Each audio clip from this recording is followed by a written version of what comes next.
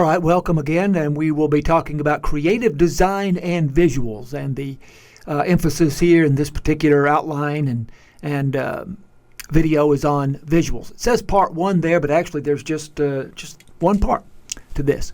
Our conversations are based on the textbook Advertising Age, the Principles of Advertising and Marketing Communication at Work. Thorson and Duffy are the authors, Cengage Publishing.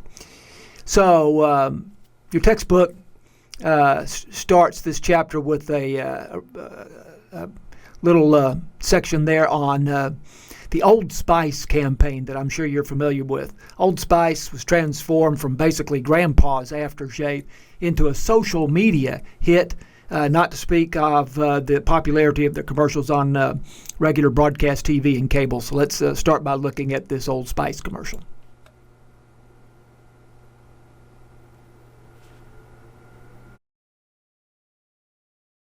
Hello, ladies. How are you? Fantastic. Does your man look like me? No. Can he smell like me? Yes. Should he use Old Spice body wash? I don't know. Do you like the smell of adventure? Do you want a man who smells like he can bake you a gourmet cake in the dream kitchen he built for you with his own hands? Of course you do. Swan dive into the best night of your life. So, ladies, should your man smell like an Old Spice man? You tell me. If your man used Old Spice instead of lady-scented body... Obviously, he does not look like anybody's idea of a grandpa. And that was a fantastically successful campaign and really brought Old Spice back from being basically irrelevant in the market. Your textbook refers to smart dialogue, clever digital design. So a lot of really interesting visual images in that commercial and all of the commercials in that campaign. And of course, a lot of those were possible because of computer animation and just brilliant production. As the textbook said, it's a very sophisticated media campaign. But we're interested here, especially in the visuals, and certainly the visuals there are very entertaining, very strong. Close collaboration among the Whedon and Kennedy staff, Whedon and Kennedy being the advertising agency that came up with that campaign, was important. Close collaboration, and this is another subject of this outline in this video, is the necessity of different folks within an organization working together closely. Precision teamwork was important in the Old Spice campaign. So persuasion and visuals. We understand the word in large part, or I should say world. We understand the world in large part through our visual experience. No surprise there. Visual images do the following things in advertising. They conjure strong emotions. They offer evidence for product or service claims. And you see that very often in television commercials, video commercials, where the product is shown to accomplish the thing that the advertiser claims that it accomplishes and provides a benefit to the consumer. Visuals show a connection between the image or activity shown and the product. So that's quite similar really to the second point, but basically demonstrating that the product can do and does what it is said that it does. Huggies diapers introduced faux denim diapers. Faux means false, means phony, that looked like Levi's. This was some time back, but they had a lot of research behind this as being something that would be successful, and again created a very clever advertising campaign with very amusing and entertaining visuals.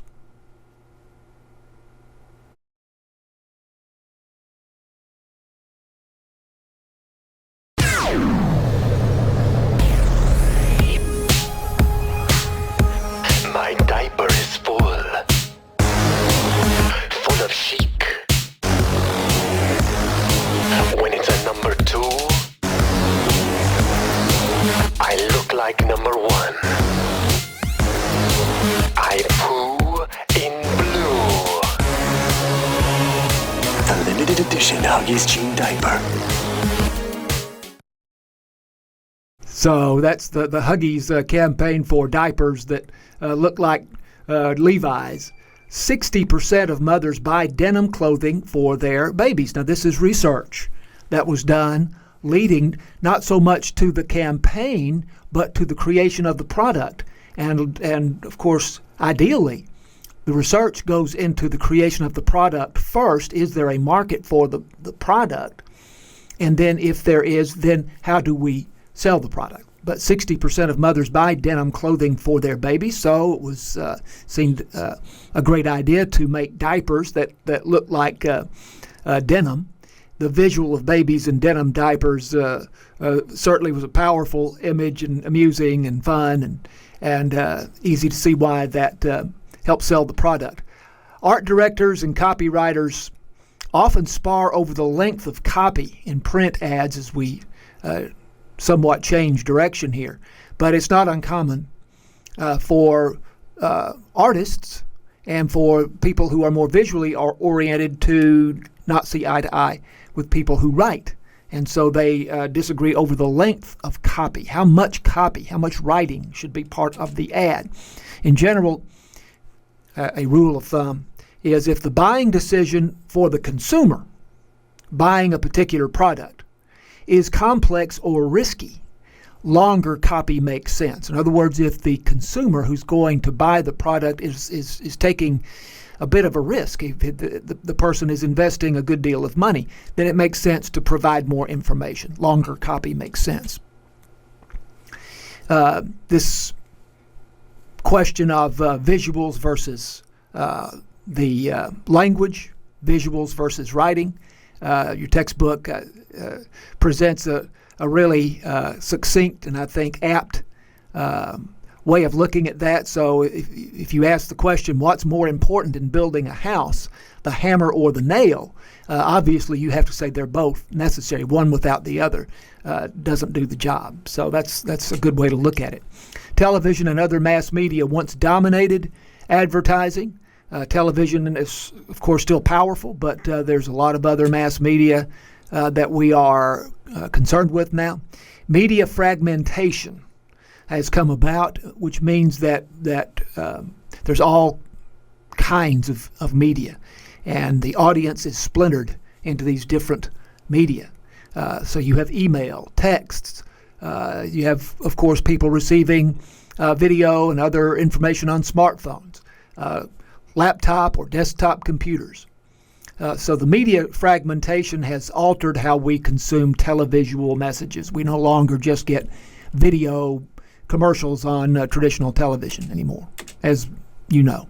All of these have in common, all of these media have in common with traditional TV advertising, the need for action. So it's not necessarily so that you have to completely change the way you produce a commercial compared to how they were produced in the past. In planning to create video advertising, ask what motion is inherent in my client's product. We're looking for movement. We're looking for action. So how does a can opener move? A bike, obviously. A tube of toothpaste. Well, the tube itself, of course, is stationary, but the toothpaste flows out of the tube. And so there's usually some kind of movement involved with the product. The product is the hero of the spot, of the commercial. And that's a good thing to remember for all advertising. The product is the hero. The action dramatizes a key product benefit. And the unusual production, of course, gains attention. So think about the Old Spice ad and think about the Huggies ad with respect to the product being the hero of the spot. And with Old Spice, it's the use of the product that really is the hero of the spot.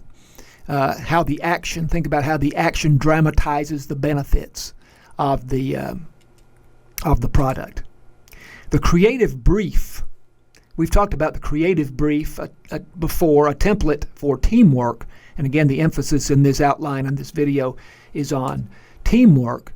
The creative brief is basically the plan for the creation of an advertising campaign. The creative brief aligns everyone working on the project behind the client's goals. So here is a short video on the creative brief. This has no spoken dialogue here. This is all text and music, but it's quite brief.